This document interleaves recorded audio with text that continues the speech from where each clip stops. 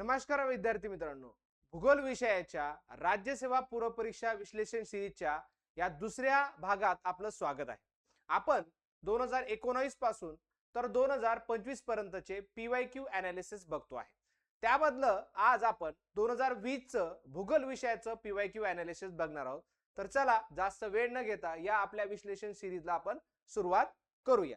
बघा विद्यार्थी मित्रांनो, आपला जो पहिला मुद्दा आहे, पहिला प्रश्न आहे तो आपण बघूया. बघा, पहिला प्रश्न आपला असा आहे की पॅरिस हे शहर कोणत्या नदीच्या काठावर. आता जोड्या लावा असा प्रश्न आहे, म्हणजे स्तंभ 1 स्तंभ 2 शहर आणि नदीच्या काठावरचे ठिकाण आणि शक्यतो आपल्याला जगातले नदीचे ठिकाण या ठिकाणी विचारलेले आहेत. तर बघा, पॅरिस हे शहर सीन नदीच्या काठावर आहे, तर कीव हे शहर निपर नदीच्या काठावर आहे. मग आपला अ आणि ड हे दोघं जर माहित असले तर सेकंड ऑप्शन आपला कट होतोय, फोर्थ ऑप्शन आपला कट होतोय, त्यानंतर आपला तिसरा ऑप्शन सुद्धा कट होऊन जातोय, कारण अ च 4 पाहिजे आणि अ च 4 चे 2 ऑप्शन होते आणि ड च 3 च एकच ऑप्शन आपल्याला दिसतोय, तो म्हणजे 1 क्रमांकाचा. मग बॉन शहर हे राईन नदीच्या काठावर आहे आणि जिनेवा हे शहर रोन नदीच्या काठावर आहे.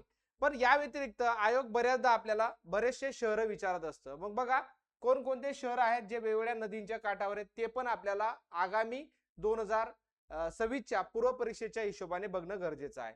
बघा, मग लंडन हे शहर युनायटेड किंगडम मध्ये येतं, थेम्स नदीच्या काठावर आहे, आपल्याला माहिती आहे, युके ची राजधानी, ब्रिटनची राजधानी आहे. त्यानंतर पॅरिस फ्रान्सची राजधानी आहे, सीन नदी आताच बघितलं आपण. त्यानंतर न्यूयॉर्क हे शहर अमेरिकेमध्ये येतं, हडसन नदीच्या काठावर आहे. त्यानंतर कैरो हे शहर इजिप्तची राजधानी आहे, नाईल नदीच्या काठावर आहे, फेमस आहे. त्यानंतर रोम हे शहर इटलीची राजधानी आहे, टायबर नदीच्या काठावर आहे. त्यानंतर बगदाद हे इराकमध्ये येणारं शहर आहे आणि टायग्रिस नदीच्या काठावर आहे. त्यानंतर मॉस्को रशियाची राजधानी आहे, आपल्याला माहिती आहे, मॉस्कोवा या नदीच्या काठावर आहे. आणि बर्लिन जर्मनी मध्ये येतं, स्प्रे नावाच्या नदीच्या काठावर आहे बर्लिन शहर. शांघाय हे चीन मध्ये येतं, यांगत्से नदीच्या काठावर आहे, यांगत्से म्हणतो आपण तिला ऍक्च्युअल. बुनास आयरस किंवा बुनास आयरिस असं पण म्हणतात त्याला, अर्जेंटिनाची राजधानी आहे, ला प्लाटा या नदीच्या काठावर आहे. त्यानंतर व्हिएन्ना ऑस्ट्रियामध्ये येतं, डॅन्बू किंवा डेन्बू नदीच्या काठावर आहे. जिनिव्हा हे शहर स्वित्झर्लंड मध्ये येतं, रोन नदीच्या काठावर आहे. बॉन हे शहर जर्मनीमध्ये येतं, राईन नदीच्या काठावर आहे, जे आपण बघितलं. आणि कीव हे युक्रेनची राजधानी आहे, निपर नदीच्या काठावर आहे. सो सगळे शहर आणि त्यांच्या नद्या या अत्यंत महत्वाचा हा टॉपिक आहे असं म्हणायला हरकत नाही. चला नेक्स्ट बघूया आपण. तर नेक्स्ट प्रश्न, सॉरी,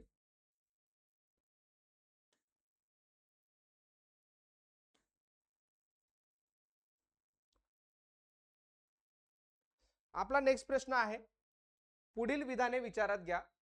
कडप्पा श्रेणी आणि पैनगंगा आणि गोदावरी या नदी खोऱ्यात आढळते. म्हणजे आता कडप्पा श्रेणी, पैनगंगा आणि गोदावरी नदी यात आढळते. धारवाड खडक श्रेणीमध्ये लोह खनिज आणि मॅग्नीज सापडतं. गोंडवाना खडक श्रेणीमध्ये दगडी कोळसा आणि मुबलक प्रमाणात आढळतो. ओके, आता हे तिघही विधानं जर आपण वाचली विद्यार्थी मित्रांनो, तर तिघही विधानं बरोबर आहे. बघा, कडप्पा श्रेणीचं खडक हे पैनगंगा आणि गोदावरी नदी खोऱ्यात आढळतं, अगदी करेक्ट आहे. यामध्ये चुनखडीचे साठे मोठ्या प्रमाणावर सापडतात. धारवाड खडक श्रेणीमध्ये लोह खनिज आणि मॅग्नीज जास्त सापडते, बरोबर आहे.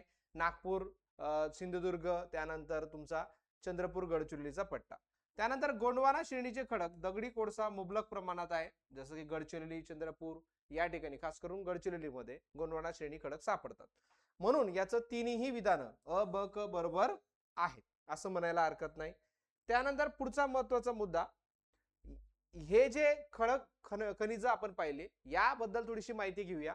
बघा, आर्कियन श्रेणीचे खडक कुठे सापडतात, तर पूर्व विदर्भ, गडचिरोली, चंद्रपूर, दक्षिण कोकण, खास करून सिंधुदुर्ग मध्ये पण आर्कियन श्रेणीचे खडक आहे आणि आर्कियन श्रेणीमध्ये लोह खनिज जास्त सापडतं, मॅग्नीज, क्रोमाइट हे देखील सापडतं.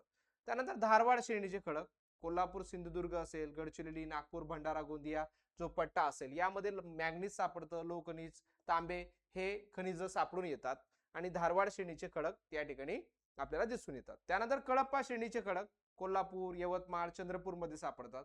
यात चुनखडी, डोलोमाइट, वाळूचा खडक हे खनिज आढळून येतात. त्यानंतर विंध्ययन श्रेणीचे खडक विंध्य श्रेणी म्हटली तर फक्त चंद्रपूर लक्षात ठेवायचे विद्यार्थी मित्रांनो. 2-3 वेळा एमपीएससी कडून यावर प्रश्न आलेला आहे आणि चंद्रपूरवरच प्रश्न विचारला गेलेला आहे. सो चंद्रपूर मध्ये विशेषतः चुनखडी, हिरे काही प्रमाणात शक्यता आहे. त्यानंतर गोंडवाना, नागपूर, चंद्रपूर, यवतमाळ, गडचिरोली, कोळसा, अग्निजन्य माती या ठिकाणी सापडून येते.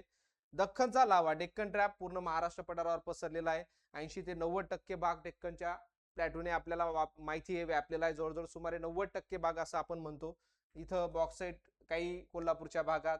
बेसाल्ट हा सगळ्यात महत्वाचा बांधकामाचा दगड. आता असा पण प्रश्न आलेला आहे आपल्याला की बांधकामासाठी कोणता दगड महत्वाचा आहे, तर बेसाल्ट हा खडक महत्वाचा आहे. त्यानंतर पुढचा क्वेश्चन आहे आपला तो म्हणजे नद्या. आता भारतातलं नद्यांचं उगमस्थान त्यांनी विचारलेलं आहे आपल्याला. मग बघा विद्यार्थी मित्रांनो, सिंधू नदीचा उगम कुठं झालाय, तापी नदीचा, नर्मदा नदीचा, कावेरीचा, असा त्यांनी आपल्याला प्रश्न विचारलेला आहे. मग बघा विद्यार्थी मित्रांनो, सिंधू नदीचा जो उगम आहे, सिंधू नदीचा उगम हा तिबेट मधील मानस सरोवराजवळून उगम पावते. म्हणजे अ च 2. आता अ च 2 म्हणजे 1 नंबरचा ऑप्शन कट, 2 नंबरचा ऑप्शन कट. आता आपण 50-50 मध्ये येऊन गेलो. अशा पद्धतीने पहिले प्रश्न सॉल्व्ह करायचा. त्यानंतर तापी. आता तापी आपल्याला माहिती आहे की महाराष्ट्रातली नदी आहे, ही आपल्याला जास्त माहित असण्याची शक्यता आहे. मग तापीचं उत्तर आपण जर बघितलं तर बैतूल जिल्ह्यातील सातपुडा पर्वतरांगेतून उगम पावते. म्हणून ब च काय 3 आहे. आता ब च 3 असणारा ऑप्शन आपण जर बघितला तर ब च 3 असणारा ऑप्शन आणि अ च 2 असणारा ऑप्शन आपण बघू शकतो. एकमेव चौथा ऑप्शन आपल्याला दिसून येतोय. म्हणजेच काय आपलं उत्तर निघालेलं आहे. जर तुम्हाला फक्त तापी नदी जरी माहिती आहे तर एकमेव ऑप्शन आहे ब च 3. ब च 3 असणारा एकमेव ऑप्शन आहे. डायरेक्ट पण तुम्ही उत्तर काढू शकता, डायरेक्ट. म्हणजे ही पीवायक्यू अनालिसिसची पद्धत लक्षात घ्या. याच्याने तुमचा वेळ वाचणार आहे, फायदा तुम्हाला होणार आहे. तरी सुद्धा राज्यसेवेला वेळ व्यवस्थित असतो, त्यामुळे तुम्ही डिटेल मध्ये जाऊन बघू शकता. सो नर्मदा नदी मध्य प्रदेशातील अमरकंटक येथे उगम पावते आणि कावेरी नदीचा उगम पश्चिम घाटातील ब्रह्मगिरी पर्वतरांगेत कर्नाटक राज्यामध्ये होतो. सो अशा पद्धतीने आपल्याला नद्या आणि त्यांचे उगमस्थान हे प्रश्न येतात. म्हणून भारतातल्या सगळ्या नद्या यांचं उगमस्थान बघून ठेवणं गरजेचं आहे. 100% प्रश्न येतात. त्यानंतर पुढचा प्रश्न आपल्याला लोकसंख्येवर आहे. खालीलपैकी कोणत्या जिल्ह्याची घनता आणि लिंग गुणोत्तर जनगणना 2011 प्रमाणे बरोबर आहे. आता आपल्याला एकाच प्रश्नामध्ये घनता पण दिले आणि लिंग गुणोत्तर पण दिलेला आहे. हा प्रश्न थोडासा एलिमिनेशन पद्धतीने सॉल्व्ह करायचा होता, त्यावरच याचं उत्तर निघत होतं, किंवा आपल्याला डायरेक्ट फॅक्ट्स माहित असणं गरजेचं आहे. आणि बऱ्यापैकी आपल्याला जर एखाद जिल्ह्याची पण फॅक्ट्स माहित असली तरी उत्तर पर्यंत पोहोचता येतं. आता बघा इथं हा प्रश्न ठाण्याचा बघूया आपण. पहिला ऑप्शन ठाणे 886. आता ऍक्च्युअल बघितलं तर ठाण्याची जी घनता आहे ती 1157 अशी आहे 2011च्या जनगणनेनुसार, आणि ऍक्च्युअल लिंग गुणोत्तर 886 आहे. म्हणजे त्यांनी इथं 886 दिलंय आणि इथं 986 दिलंय. म्हणजे हा तुम्ही बघा 86-86 कुठेतरी फसवा वाटतोय. असं 86-86 एवढा योगायोग येणार आहे का? येणार आहे का? तर नाही येणार आहे. तर आपल्याला लगेच समजतंय की इथं थोडंसं गडबड वाटते, या प्रश्नामध्ये थोडीशी गडबड वाटते. ठीक आहे ना. तो 886 इथं दिलाय पण हा चुकीचा आहे. 1157 बरोबर आहे आणि 886 लिंग गुणोत्तर आहे. म्हणून हे विधान चुकलेलं आहे पहिलं. म्हणजे आपण आता ऍटलिस्ट ए चुकलेलं आहे, त्यामुळे ए इलिमिनेट झाला. म्हणजे आता आपलं उत्तर 2 ऑप्शन मध्ये आलं, म्हणजे ऍटलिस्ट 50% मध्ये आपण आलो. त्यानंतर बघा नाशिक. नाशिकचं 393 बरोबर आहे घनता आणि 934 लिंग गुणोत्तर अगदी बरोबर आहे.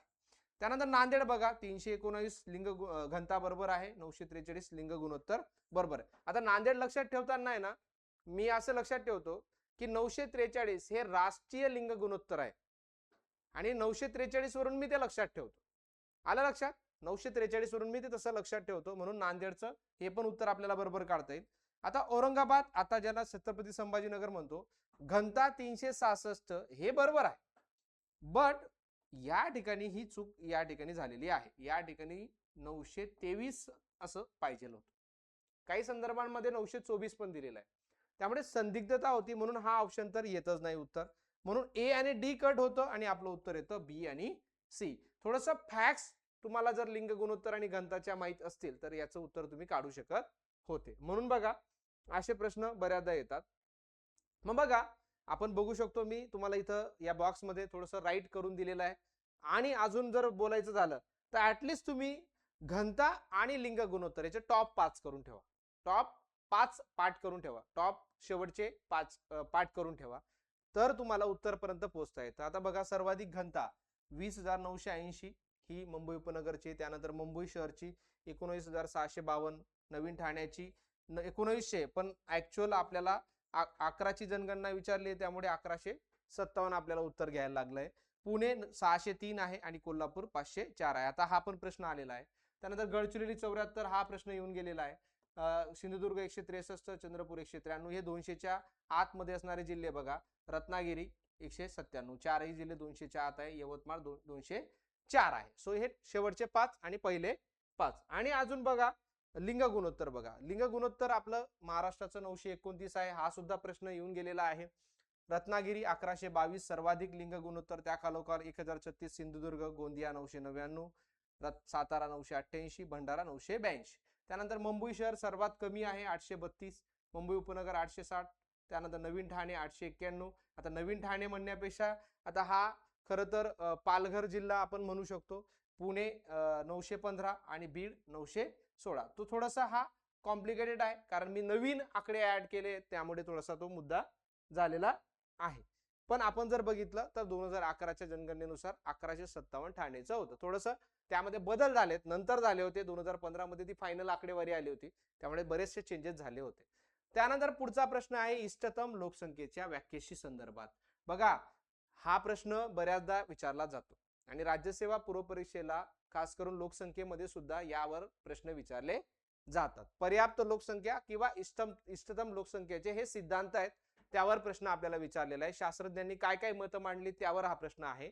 मग बॉल्डिंगने असं म्हटलं होतं की राहणीमानाचा दर्जा उंचावणे, असं त्याने म्हटलेलं आहे. तर कार्ल सँडर्सने म्हटलं होतं की जास्तीत जास्त समाज कल्याण केलं पाहिजे. मग आता अचं 2 आपण जेव्हा लावतो तेव्हा अचं 2 आणि डचं 3, तर आपल्याला एकमेव ऑप्शन आहे की अचं 2 आणि डचं 3 उत्तर या ठिकाणी येतंय. डाल्टनने म्हटलं होतं की प्रति डोई जास्तीत जास्त उत्पन्न असलं पाहिजे आणि पीटरसनने म्हटलं होतं की जास्तीत जास्त आर्थिक परतावा भेटला पाहिजे. मी थोडंसं तुम्हाला नेक्स्ट स्लाइड मध्ये या ठिकाणी कव्हर करतो बघा. नेक्स्ट स्लाइड मध्ये तर बघा, पर्याप्त लोकसंख्या, अर्थतज्ञ व संकल्पना. कॅननने काय म्हटलं होतं, संसाधनांचा परिपूर्ण वापर शक्य करणारा लोकसंख्या स्तर पाहिजे. ओके. त्यानंतर रॉबिन्सनने म्हटलं महत्तम परतावा देणे शक्य करणारा लोकसंख्या स्तर पाहिजे. पीटरसनने म्हटलं होतं की जास्तीत जास्त आर्थिक परतावा शक्य करणारा लोकसंख्या स्तर पाहिजे. बॉल्डिंगने म्हटलं होतं की राहणीमानाचा दर्जा उंचावणे शक्य असणारा लोकसंख्या स्तर पाहिजे. कार्ल सँडर्सने म्हटलं होतं जास्तीत जास्त समाज कल्याण शक्य करणारा लोकसंख्या स्तर पाहिजे. आणि डल्टनने म्हटलं होतं की दरडोई उत्पन्न जास्तीत जास्त उत्पन्न शक्य करणारा लोकसंख्या स्तर पाहिजे. आता याच्यातले 4 आपल्याला विचारले गेले, 2 विचारलेले नाहीयेत. तर पुढे भविष्यात हा प्रश्न येऊ शकतो, म्हणून मी तुम्हाला ही माहिती डिटेलमध्ये दिलेली आहे. चला नेक्स्ट क्वेश्चन. तर बघा, महाराष्ट्रातील मृदेच्या संदर्भातील विधाने पहा. तर बघा, रेगूर मृदेत अल्युमिनियम आणि लोहाचे प्रमाण भरपूर असते. आता हा थोडासा डाऊट इथं येतोय. खरं तर इथं रेगूर मृदेच्या ऐवजी जांभा मृदा पाहिजे होता, म्हणजे हा प्रश्न बरोबर ठरला असता. पण हा प्रश्न रद्द झालाय एवढ्याच कारणाने. बाकी सगळे विधान बरोबर आहे. जांभी मृदा आर्द्र हवामान विभागात आढळते. तांबडी मृदा भंडारा जिल्ह्यात सापडते, बरोबर आहे. तांबड्या मृदेत सेंद्रिय द्रव्याचं प्रमाण कमी असते, बरोबर आहे. हे तिघही विधानं बरोबर आहेत, पण हे विधान कुठेतरी थोडंसं चुकलेलं आपल्याला वाटतंय. अल्युमिनियम आणि लोहाचं प्रमाण जांभ्या मृदेमध्ये जास्त असतं. कॅल्शियम कार्बोनेटचे प्रमाण आपल्या रेगूर मृदेमध्ये जास्त असतं, असं म्हणायला हरकत नाही. मग बघा पुढचा प्रश्न. खालील विधानांचे परीक्षण करून योग्य पर्याय निवडा. बहुतांश भारतीय कोळसा क्षेत्र 78 पूर्व रेखावृत्ताच्या पूर्वेला आहे. अगदी करेक्ट आहे. भारताच्या एकूण कोळसा उत्पादनाच्या 50% कोळसा ओडिसा, छत्तीसगड, झारखंड या राज्यातून होतो. हे सुद्धा विधान बरोबर आहे. कारण आता पहिलं विधान ज्या अर्थी बरोबर आहे 78 पूर्वेला, तर पूर्वेलाच जास्त उत्पादन होतंय, त्यामुळे 50% उत्पादन हे राज्य करतात, म्हणून दोन्ही विधानं आपले काय करेक्ट आहेत. मग आता आपण जर थोडंसं या प्रश्नाचं जरा व्यवस्थित अनालिसिस केलं विद्यार्थी मित्रांनो, तर थोडं मी मागे जातो. बघा, याच ठिकाणी जागा नसल्यामुळे मी या ठिकाणी पेज घेऊन तुम्हाला थोडंसं एक्सप्लेन करतो या प्रश्नावर. बघा, आपण जर महाराष्ट्राचं बघितलं तर महाराष्ट्राचा पूर्व भाग, आता आपला विस्तार किती आहे, कसं अनालिसिस करायचं होतं बघा, या प्रश्नाचं उत्तर कसं काढायचं होतं. आता मला माहिती आहे की 72°36 पूर्व रेखावृत्त ते 80°54 पूर्व रेखावृत्त हा महाराष्ट्राचा रेखावृत्तीय विस्तार आहे. आता त्यांनी विचारलंय 78, म्हणजे इथं कुठेतरी 78 येणार. आता आपण जर आपल्या महाराष्ट्राचा विचार केला तर पूर्व विदर्भात आपल्याला माहिती की कोळशाचे क्षेत्र आहे आणि इथूनच कोळसा क्षेत्र सुरू होतं, म्हणून 78 हे कसं बरोबर आहे हे मी तुम्हाला दाखवून देतोय. आणि पुढे तर छत्तीसगड, ओडिसा ते आहेतच राज्य 78च्या पूर्वेच्या, त्यामुळे साहजिकच आहे की हे विधान बरोबर येणार आहे. आणि त्याच राज्यांमधून जास्त करून कोळशाचं उत्पादन होतं, त्यामुळे तो कोळसा क्षेत्र झोन पण म्हणून ओळखला जातो. आणि खास करून छोटा नागपूर पठार आपल्याला माहिती आहे की कोळसा क्षेत्र मोठ्या प्रमाणावर त्या ठिकाणी आहे, ज्याला खनिज संपत्तीचं कोठार आपण म्हणतो. त्यावरून सुद्धा याचं उत्तर तुम्हाला काढता येत होतं. म्हणजे बघा, या पद्धतीचा जर तुमचा अप्रोच असला तर तुम्ही उत्तर कसं काढू शकता. जर तुम्हाला माहित नसेल, कन्फर्म नसेल, तर तुम्ही अशा पद्धतीचं गेस करून उत्तर काढू शकता. त्यानंतर बघा, उपोष्ण कटिबंधीय उच्च दाब पट्ट्याकडून विषुवृत्तीय कमी दाब विभागाकडे वाहणाऱ्या वाऱ्यांना टिंबटिंब वारे असं म्हणतात. आता हा प्रश्न खूप महत्वाचा आहे. वाऱ्यांवर 100% राज्यसेवा पूर्व परीक्षेला प्रश्न येतात. तुम्ही मागचा 19चा पेपर बघा, आपण बघितला होता वाऱ्याचा प्रश्न, इथं पण वाऱ्याचा प्रश्न आलेला आहे. तर आपण जर बघितलं तर हे व्यापारी वारे आहेत. कोणते वारे आहेत? व्यापारी. कारण स्थानिक वारे तर येणार नाहीत, विशेष पट्ट्याकडे वाहणाऱ्या, म्हणून इलिमिनेट होतो. डोंगरी वारे येणार नाही, म्हणून इलिमिनेट होतो. म्हणून एक तर पश्चिमी वारे, एक तर व्यापारी वारे. आता पश्चिमी वारे तर उच्च दाबाकडून विषुवृत्तीय कमी दाबाकडे वाहत नाहीत, त्यामुळे हा पण पर्याय कट होऊन जातो. म्हणून उत्तर आपलं 3 आहे. मग आता हे 3 कसं उत्तर आहे मी तुम्हाला थोडंसं एक्सप्लेन करून सांगतो. बघा या ठिकाणी, तर बघा आपण दाब आणि दाबाचे पट्टे बघूया. मी थोडक्यात तुमचा थोडासा वेळ घेतोय, पण तुम्हाला याच्यातून उत्तर 100% निघणार आहे. तर बघा, 0 अक्षवृत्त म्हणजे विषुवृत्त, याच्या आजूबाजूला आपण जर बघितलं तर हा विषुवृत्तीय कमी दाबाचा पट्टा आहे. म्हणजे 5° हा विषुवृत्तीय कमी दाबाचा पट्टा आहे. आणि आपण जर खाली आलो तर इथं 25 ते 35°, इकडं पण वरती आपण जर गेलो तर 25 ते 35°, हा जो दोघीही आपण जे पट्टे बघतोय हे दोघेही पट्टे जास्त दाबाचे पट्टे, जास्त दाब. ओके, आणि हा आपला विषुवृत्तीय कमी दाबाचा पट्टा आहे. बरोबर, साहजिकच आहे, वारे इथं या पद्धतीने वाहताना आपल्याला दिसत आहेत. ओके, इकडे पण वारे या पद्धतीने आपल्याला पूर्वेकडून वाहत आहेत, म्हणून यांना पूर्वीय व्यापारी वारे म्हणतात. व्यापारासाठी हे जुन्या काळात सपोर्ट करायचे, म्हणून यांना व्यापारी वारे म्हणतात. काय म्हणतात यांना? व्यापारी वारे. आणि यांनाच पूर्वीय वारे पण म्हणतात. बघा इथं ऑप्शन जर पूर्वीय वारे असतं तर तो प्रश्न आपला चुकला पण असता. आणि त्यानंतर पुढे बघा, पुढे पुन्हा एक दाबाचा पट्टा येतो. आता याला आपण उपध्रुवीय कमी दाबाचा पट्टा म्हणतो. उपध्रुवीय कमी दाबाचा पट्टा, हा पण कमी दाब आहे. ओके, ठीक आहे. इकडं पण आता आपण जर काढलं इथं तर हा पण 55 ते 65 पकडा. ओके, इथं पण 55° ते 65°, काही ठिकाणी 60 ते 70 पण दिलेला आहे. हा पण उपध्रुवीय कमी दाबाचा पट्टा आहे. बघा, उपध्रुवीय कमी दाब, इथं पण उपध्रुवीय कमी दाबाचा पट्टा आहे. ओके, दोघीही कमी दाबाचे पट्टे. मग इथं वारे कसे वाहतात? पश्चिमेकडून या ठिकाणी कमी दाबाच्या पट्ट्याकडे या पद्धतीने इथं वारे होतात. मग हे पश्चिमी वारे झाले तुमचे. बघा, हे पश्चिमी वारे, यांना आपण म्हणतो प्रतिव्यापारी वारे.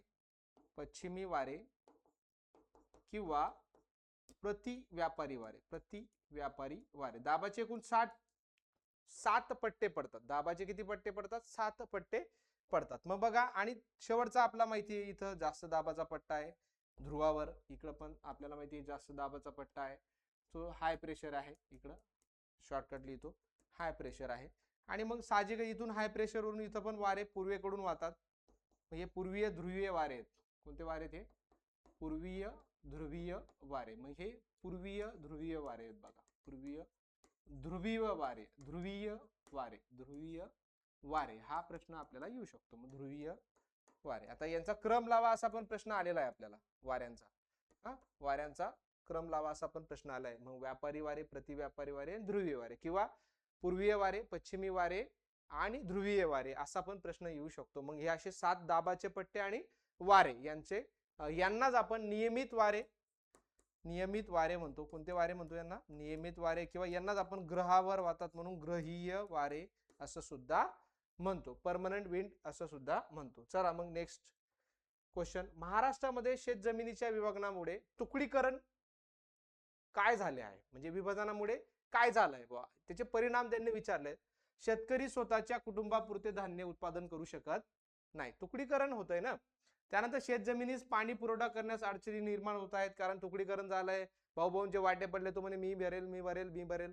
ओके. त्यानंतर आधुनिक शेती अवजारांचा आर्थिकदृष्ट्या उपयोग परवडत नाहीये, साहजिक आहे, शेती कमी आहे, काय अवजारं घेणार, काय कशाला तो मोठे मोठे अवजारं घेणार आहे, नाही घेणार. त्यानंतर शेतीवर व्यक्तिगत लक्ष ठेवणं साहजिकच आहे, तुकडीकरण झालंय, तो व्यक्तिगत लक्ष ठेवू शकत नाही, मोठे क्षेत्र असतं तर त्याने लक्ष ठेवलं असतं.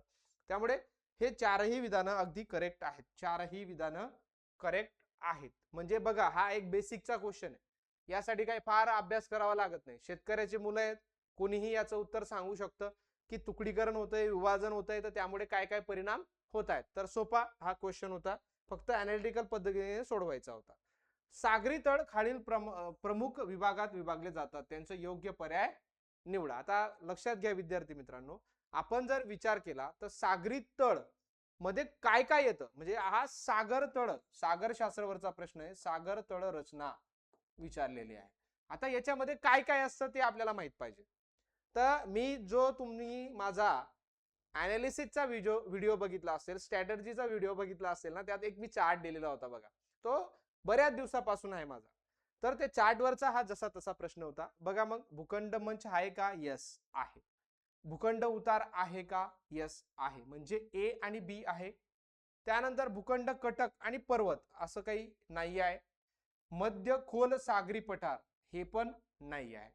मग खोल सागरी मैदान आहे का? यस आहे. सागरी डोह आहे का? यस आहे. मग आपण ऑप्शन शोधायचं की क आणि ड नसणारे ऑप्शन. मग आता इथं गेला क आणि ड गेला, हा पण ड गेला, इथं पण क गेला, म्हणजे उत्तर काय आपलं 2 number. So A B E F हे भाग या ठिकाणी आपल्याला दिसून येतात. मग आपण बघू शकतो मॅपिंगद्वारे बघा. भूखंड मंच कॉन्टिनेंटल शेल्फ 7.6% भाग याने व्यापलेला आहे. खंडांत उतार याने 8.5% भाग व्यापलाय. मग भूखंड चढ येतं, सागरी गर्ता येतात आणि सागरी मैदान 66% भाग सगळ्यात जास्त त्यांनी व्यापलेला आहे. सो यावरचा सागर तळ रचनेवरचा हा डायरेक्ट आलेला क्वेश्चन. त्यानंतर पुढे बघा, योग्य जोड्या जुळवा. आता आपल्याला यांनी काय केलंय की माला दिलेल्या आहेत आणि कोणत्या खडकाच्या? धारवाड खडक श्रेणीच्या माला दिल्या आहेत. आता हा भारताच्या भूगोलमध्ये जर आपण खडक रचना, जसं महाराष्ट्राच्या भूगोलमध्ये खडक रचना हा टॉपिक आहे, तसं भारताच्या भूगोल मधला हा खडक रचना टॉपिक आहे. या टॉपिक वरचा हा डायरेक्ट आलेला क्वेश्चन आहे. मग चॅम्पियन श्रेणीचे जे खडक आहे ते खरं तर धारवाड मधले, तर हे कोलार आणि रायचूर या ठिकाणी आहेत. मग अ च 3, आता अ च 3 असणारा एकमेव तुम्हाला ऑप्शन दिसतोय 1 नंबरचा. इथं डायरेक्ट काही करायची गरजच नाहीये, म्हणजे पर्याय इलिमिनेट करा बुवा असं काही करायची गरज नाहीये. किंवा तुम्हाला रिलो श्रेणी जरी माहित असेल ना, रिलो, आता रिलो जे आहेत ना या दिल्लीमध्ये येतात, त्यामुळे दिल्ली जरी माहिती होतं तरी क च 2 आहे, क च 2 आहे, इथं पण क च 2 आहे, म्हणजे डायरेक्ट उत्तर निघालं नसतं. ठीक आहे. त्यानंतर आयर्न ओर श्रेणी, आता ही सिंगभूम मध्ये आपल्याला लोहखनिज श्रेणी सापडते, हे जरी माहित असतं तर ड च 1 तरी तुम्हाला हे पण उत्तर काढता आलं असतं. त्यानंतर चिल्पी श्रेणी बालाघाट आणि जबलपूर मध्ये आहे. सो अशा पद्धतीच्या ह्या श्रेणी आहेत. बघा इथं मी अजून थोडं डिटेल दिलेलं आहे त्याचं. चॅम्पियन श्रेणी ही कर्नाटकातील कोलार, गोल्डफिल्ड आणि रायचूर या ठिकाणी आढळते, सोन्याच्या खाणींसाठी प्रसिद्ध आहे. चिल्पी श्रेणी ही प्रामुख्याने मध्य प्रदेशातील बालाघाट आणि जबलपूर या जिल्ह्यात आढळते, ही येथे मॅग्नीजचे साठे सगळ्यात जास्त आहेत. रिलो श्रेणी ही दिल्ली आणि राजस्थानच्या अलवार भागात आढळते, या ठिकाणी प्रामुख्याने संगमवर खडक आढळून येतो. आणि आयर्न ओर श्रेणी नावाप्रमाणेच लोहखनिजासाठी प्रसिद्ध आहे आणि ती सिंगभूम आणि ओडिसाच्या मयूरभंज बोनाई या भागात आढळते. सो यावरून आपल्याला 4 श्रेणी आणि त्यांच्या जोड्या लावा असा प्रश्न विचारलेला होता. त्यानंतर नेक्स्ट क्वेश्चन बघा, नंदुरबार जिल्ह्यातील तालुक्यांचा उत्तरेकडून दक्षिणेकडे योग्य असा क्रम लावा. आता हा क्वेश्चन जो आहे हा महाराष्ट्राच्या प्रशासकीय भूगोलशी संबंधित क्वेश्चन आहे. आपल्याला तालुक्यांचा उत्तर दक्षिण क्रम लावा असा प्रश्न विचारलाय. पण जर तुम्हाला विभागाचे अति उत्तरेकडील, अति दक्षिणेकडील, अति पूर्वेकडील, अति पश्चिमेकडील तालुके माहित असतील तर तुम्ही सरळ सरळ याचं उत्तर काढू शकतात. कारण हा अति उत्तरेकडचा तालुका नंदुरबार जिल्ह्यामधला नाशिक विभागातला हा धडगाव आहे आणि धडगाव एकमेव ऑप्शन आपल्याला दिसतं. इथं कुठेही धडगावची सुरुवात दिसत नाही. त्यामुळे धळगाव पासून सुरुवात आहे म्हणून धळगाव, तळोदा, नंदुरबार हे डायरेक्ट उत्तर आहे. हा मॅपिंग बेस्ड क्वेश्चन आहे. आपण मॅपिंगची पण सिरीज भविष्यात घेणार आहे. सो मॅपिंग बेस्ड क्वेश्चन आहे, त्यामुळे तुम्हाला मॅप्स माहित असलं पाहिजे होतं. मग बघा इथं आपण बघू शकतो धळगाव हा नंदुरबारचा नकाशा तुमच्या समोर आहे, इकडं तळोदा आणि इकडं नंदुरबार. अशा पद्धतीने हा उत्तर दक्षिण क्रम लावा असा प्रश्न आहे. इथं पण बघा अति उत्तरेकडचा तालुका धळगाव आहे अक्राणी मधला, अति पश्चिमेकडचा नाशिक विभागातला त्र्यंबकेश्वर आहे, अति पूर्वेकडचा नाशिक विभागाचा मुक्ताईनगर आहे जळगाव जिल्ह्यामधला, आणि अति दक्षिणेकडचा हा तालुका कर्जत हा तालुका आहे, हा कर्जत येतो तुमचा नगर जिल्ह्यामध्ये. सो अशा पद्धतीने हा प्रश्न आलेला होता, याचा अनालिसिस दिलंय मी तुम्हाला. त्यानंतर जर बघा भारतामध्ये प्रमाण वेळ दुपारचे 12 अशी असेल तर त्याच वेळी अनुक्रमे ग्रीनिच आणि आंतरराष्ट्रीय वाररेषा रेखावृत्तावर वेळ काय असेल. विद्यार्थी मित्रांनो हा प्रश्न खूप इंटरेस्टिंग आहे. हा इंटरेस्टिंग आहे कारण इथं बघा 6:30 6:30 इथं पण आहे, 6:30 6:30 इथं पण आहे, इथं 6:30 5:30 आहे, इथं 6:30 5:30 आहे.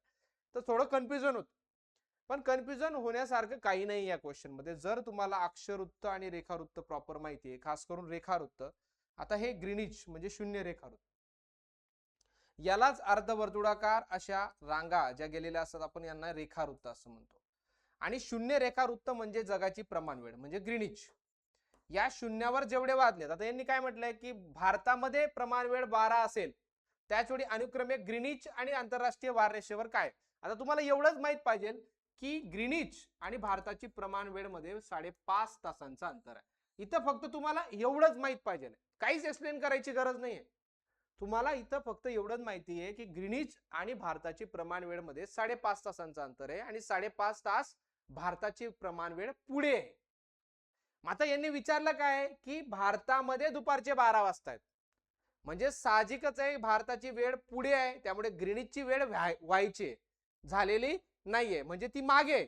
मग आपल्याला उलट यावं लागेल, म्हणजे सकाळकडे यावं लागेल, रात्रीकडे जाण्याचा विषय येत नाही, कारण रात्रीची वेळ असती आपली, तर मग इकडे दुपारची वेळ असती, कारण आपली वेळ पुढे आहे, आपली वेळ प्रमाण वेळ पुढे. आपण भारताची प्रमाण वेळ इथं पुढे, भारत पूर्वेला आहे, म्हणजे भारताची 82.5 रेखावृत्त जी आहे इथं 82.5 पूर्व रेखावृत्त भारताची प्रमाण वेळ आहे आणि ती पुढे आहे 5.5 तासांनी. आपल्याला त्यांनी 12 वाजता भारत दिलंय आणि ग्रीनिच विचारलाय, तर यावरून आपण 5.5 तास मागे जर आलो तर आपल्याला माहिती की 6:30 हे उत्तर भेटतंय आपल्याला सकाळचं.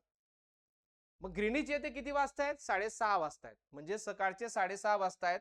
आता सकाळचे 6:30 हा पण आहे, हा पण ऑप्शन आहे, हे तर दोन कट झाले, सायंकाळचे कट झाले. मग सकाळचे 6:30 वाजता आहेत कुठं, ग्रीनिचला, कारण भारतात दुपारचे 12 वाजता आहेत, आपण मागे आलोय 5.5 तासांनी. मग आता दुसरा प्रश्न असा आहे, आंतरराष्ट्रीय वाररेषेवर त्याच वेळेस किती वाजले असतील. तर लक्षात राहू द्या विद्यार्थी मित्रांनो, आंतरराष्ट्रीय वाररेषा आणि ग्रीनिच रेषा याच्यामध्ये नेहमी 12 तासांचं अंतर असतं. किती तासांचं अंतर असतं, 12 तासांचं. म्हणजे काय, इथं जर सकाळचे 6:30 आहे तर आंतरराष्ट्रीय वाररेषेवर सायंकाळचे 6:30 असणारे, म्हणजे आपलं हे उत्तर आहे. तिथं वेळ तीच असणार आहे, फक्त दोघांमध्ये 12 तासांचा फरक आहे. म्हणजेच ग्रीनिच आणि आंतरराष्ट्रीय वाररेषेवर 6:30 वाजलेत, फक्त इथं सकाळचे 6:30 आहे, तिकडे सायंकाळचे 6:30. एवढा बेसिक क्वेश्चन होता. म्हणजे बघा ग्रीनिचला 6:30 आहे, कारण या ग्रीनिचच्या एक्झॅक्ट बॅकला पाठीमागे आंतरराष्ट्रीय वाररेषा आहे. दोघांमध्ये 12 तासांचा अंतर आहे, कोणत्याही बाजूने जा. समजलं मग हा. चला नेक्स्ट क्वेश्चन. भारतामध्ये मोसमी वारे वाहण्यासाठी कोणती स्थिती कारणीभूत आहे. आता भारतामध्ये जेव्हा नैऋत्य मोसमी वारे येतात तेव्हा कोणती स्थिती कारणीभूत आहे, असा हा आपला प्रश्न आहे. तर बघा भूमिखंडाचा विस्तृत भाग, बरोबर आहे, भूमिखंडाचा विस्तृत भाग आहे, तो तापतो म्हणून तिकडे वारे आकर्षित होतात, ही पण बरोबर आहे. त्यानंतर भारताच्या तिन्ही बाजूस असलेला समुद्र, बरोबर आहे, तिन्ही बाजूला समुद्र आहे, जास्त दाब आहे, तिकडूनच वारे आपल्याकडे येणार आहेत, म्हणून हे पण बरोबर आहे. त्यानंतर 30 ते 40 अक्षवृत्तांच्या पट्ट्यात जेट प्रवाहाचं अस्तित्व. आता हा आधुनिक सिद्धांत आहे विद्यार्थी मित्रांनो, ही आधुनिक गोष्ट आहे. जेव्हा सेकंड वर्ल्ड वॉर झालं त्यावेळेस या जेट प्रवाहांचा शोध लागला होता आणि हे वारे भारताच्या मान्सूनवर खूप मोठा परिणाम करतात. हिवाळा आणि उन्हाळ्यामध्ये यांची मुवमेंट हिमालयाच्या उत्तरेला आणि हिमालयाच्या दक्षिणेला होत असल्यामुळे जेट प्रवाहांचं अस्तित्व भारताच्या हवामानावर खूप मोठा परिणाम करतात. त्यामुळे हे तिघही विधानं अगदी करेक्ट आहेत. बऱ्याच जणांना हे तिसरं विधान कदाचित थोडंसं चुकीचं वाटलं असू शकतं, पण जर आधुनिक सिद्धांत आपण पाहिलं तर जेट प्रवाहामुळे सुद्धा भारताच्या मान्सूनवर परिणाम झालेले आहेत, म्हणून तिघही विधान बरोबर आहेत. त्यानंतर बघा, चिनूक वाऱ्यासंदर्भातील कोणती विधानं बरोबर नाहीत असा प्रश्न आहे. आता हाच प्रश्न मी मागच्या 19च्या पेपरला सुद्धा घेतलेला आहे विद्यार्थी मित्रांनो. चिनूक वाऱ्यावर प्रश्न आलेला होता, इथं परत चिनूक वाऱ्यावर प्रश्न आहे. हे वारे रॉकी पर्वतावरून वाहतात, बरोबर आहे. हे स्थानिक प्रकारचे आहेत, बरोबर आहे. हे वारे आल्स चूक, हे आल्स पर्वतावरून नाही वाहत, हे आल्स पर्वतावरून फॉन फॉन नावाचे वारे वाहतात. हे वारे राईन नदी खोऱ्यातून वाहतात, हे वारे राईन नदी खोऱ्यातून वाहत नाहीत. म्हणजे हे क आणि ड हे चुकीचे आहेत. म्हणजेच काय, कोणते विधाने बरोबर नाहीत, तर क आणि ड हे दोन्ही विधानं बरोबर नाहीत. आता इथं घाई गडबडीत काय होतं ना, नाहीत हा शब्द वाचतच नाहीत आपण. हा, हे बरोबर आहे, हे बरोबर आहे, पहिलंच ऑप्शन ए बी झालं. झाला आपला एक मार्क सोपा गेला. तर व्यवस्थित वाचा. नाहीत आहेत, राज्यसेवेला तसा वेळ भेटतो चांगला, कंबाईनला थोडा वेळ कमी असतो, म्हणून व्यवस्थित वाचलं तर याचं उत्तर निघतं. बघा, आपण बघू शकतो, हे रॉकी माउंटेनच्या वरून चिनूक वारे चढतात, असं खाली उतरतात आणि इथं बर्फ ते खातात, म्हणून यांना बर्फ खाणारे वारे म्हणतात यांना. स्नो ईटर असा एक प्रश्न येतो. मग स्नो ईटर वारे कोणत्या वाऱ्यांना म्हणतात, तर चिनूक वाऱ्यांना स्नो ईटर असं म्हणतात. कारण हे इकडून समुद्राकडून येतात आणि इकडं खाली उतरतात, आणि खाली उतरल्यावर इकडं उत्तर अमेरिकेमध्ये ते बऱ्यापैकी काय करतात, तिथला बर्फ कमी करण्याचं काम करतात, म्हणून यांना स्नो ईटर असं म्हणतात. बिचारे प्राण्यांना आनंद होतो की आता आम्हाला गवत खायला भेटेल, त्यामुळे त्यांच्यासाठी यांचं महत्व आहे.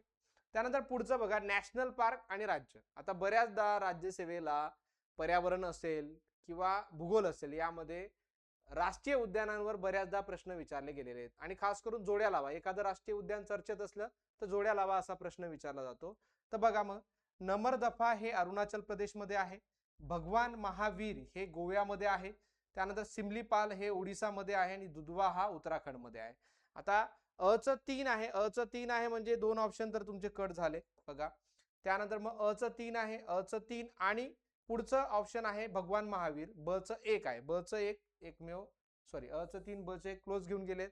दुधवा आहे उत्तराखंडमध्ये, म्हणजे ड च 2 आहे, ड च 2 आहे, हे एकमेव ऑप्शन आपलं उत्तर आहे क्रमांक 4 च ड च. बघा, अ च 3 अरुणाचल प्रदेश, भगवान महावीर गोव्यामध्ये येतं, सिमलीपाल हे ओडिसामध्ये आहे, आणि दुधवा हे उत्तराखंडमध्ये. आता बघा, सिमलीपाल बद्दल सांगतो तुम्हाला.